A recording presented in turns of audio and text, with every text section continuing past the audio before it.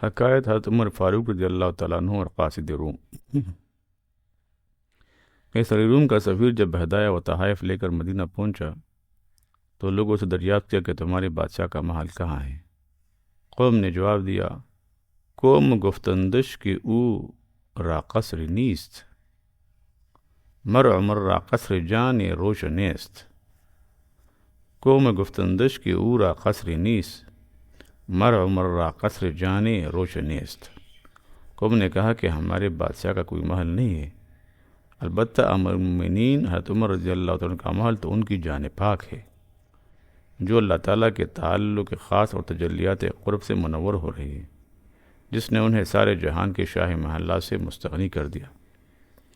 اور کہا کہ امیر المومنین حضرت عمر رضی اللہ تعالیٰ عنہ مدینہ کے قبرستان میں ملیں گے۔ قبرستان جا کر قاصد روم نے دیکھا کہ عمر رضی اللہ تعالیٰ عنہ قمیص اتارے ہوئے صرف تہبند پہنے ہوئے زمین پر سو رہے ہیں، نہ تخت و تاج، نہ فوج و لشکر، نہ حفاظتی دستہ، مگر ان کے چہرہ پر نظر پڑتے ہی قاصد روم رعب و ہیبت سے کانپنے لگا اور اپنے دل میں کہنے لگا گفت باخود من شہاں را دید ایم، گفت باخود من شہاں را دید ایم، پیش سلطانہ پناہ بگزید ایم۔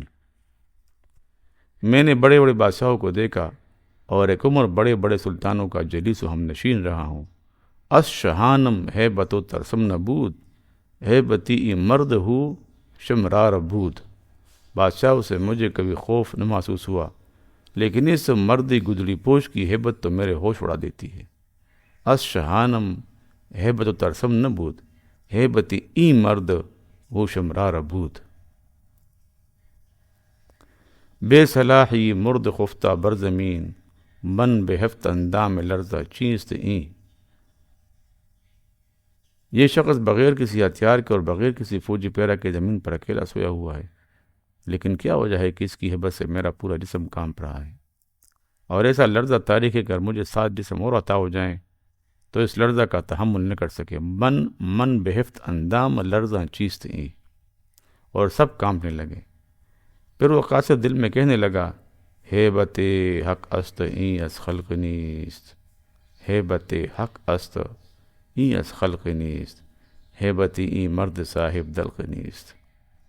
یہ رعب و ہیبت اس گدڑی پوش کی نہیں ہے، ہیبت حق است این از خلق نیست، دراصل یہ اللہ کی ہیبت ہے، کیونکہ اس گدڑی پوش بادشاہ کا قلب اللہ کے قرب اور معیت خاصہ سے مشرف ہے۔ ہیبتی این مرد صاحب دلق نیست، ہیبت حق است این از خلق نیست۔ بس یہ اسی معیت حق کا رعب و جلال ہے جو اس میں مرد حق کے چہرے سے نمایاں ہو رہا ہے۔ پھر یہ قاصد حضرت عمر رضی اللہ تعالیٰ عنہ کی صحبت کے فیض سے مشرف باسلام ہو گیا۔ ہر کے ترصد از حق و تقوی گزید، ترصد از بے جن و انس ہر کے دید۔ مولانا فرماتے ہیں جو خدا سے ڈرتا ہے اور تقوی اختیار کرتا ہے اس سے جن و انسان سب ڈرتے ہیں۔ ہر کے ترصد از حق و تقوی گزید، جو اللہ سے ڈرے اور تقوی کو اختیار کرے، ترصد از بے جن و انس ہر کے دید، جو بھی دیکھے گا اس پر ہیبت اس مرد حق کی غالب ہوگی۔ ہر کے ترصد از حق و تقوی گزید، ہر کے ترصد از حق تقوی گزید، ہر کے ترصد از حق و تقوی گزید، ترصد از بے جن و انس و ہر کے دید۔ اس حکایت سے یہ سبق ملتا ہے کہ انسان کو حقیقی عزت اللہ تعالیٰ کے قوی اور صحیح تعلق سے نصیب ہوتی ہے، نہ کہ ظاہری آرائش، جیسا کہ حمقائے زمانہ اپنے رب کو تو ناراض رکھتے ہیں اور اس کی نافرمانیوں کے باوجود عزت حاصل کرنے کے لیے بنگلے اور قیمتی لباس اور کاروبار کا سہارا لیتے ہیں، لیکن ان کی عزت کا جو مقام ہے وہ دنیا دیکھتی ہے کہ غائبانہ گالیاں پاتے ہیں۔ آج صدر مملکت ہیں اور مستعفی ہوئے تو اخباروں کی سرخیوں پر ان کا اعزاز و اکرام نظر آ جاتا ہے۔ یہ دراصل بادشاہ ہیں، بعد کے معنی ہوا، یعنی یہ شاہی ہوا پر تھی، اور اولیاء اللہ کی حقیقت شاہی ہوتی ہے، اس لیے انہیں بادشاہ نہیں صرف شاہ کہا جاتا ہے۔ زندگی میں بھی اور انتقال کے بعد بھی دنیا ان کا نام عزت سے لیتی ہے۔ ایک اور واقعہ ہے، حکایت ہے سلیمان علیہ السلام کے تاج کی۔ مولانا نے واقعہ لکھا ہے کہ ایک بار حضرت سلیمان علیہ السلام نے آئینہ کے سامنے اپنا تاج سر پر رکھا، وہ تاج ٹیڑھا ہو گیا، آپ نے سیدھا کیا اور پھر ٹیڑھا ہو گیا، اس طرح 3 بار سیدھا کیا اور تاج تینوں بار ٹیڑھا ہو گیا۔ بس آپ غلبہ خوف الہی سے سجدہ میں رونے لگے اور استغفار کرنے لگے۔ اس کے بعد پھر تاج رکھا تو وہ ٹیڑھا نہ ہوا۔ سلیمان علیہ السلام سمجھ گئے تھے کہ میری کوئی بات اللہ تعالیٰ کو پسند نہیں آئی ہوگی اور میاں کی نگاہ پھر گئی ہے۔ سبحان اللہ۔ اس لیے یہ تاج بے جان ہونے کے باوجود مجھ سے پھر گیا، کہ کیونکہ میاں کی نگاہ پھر گئی ہے۔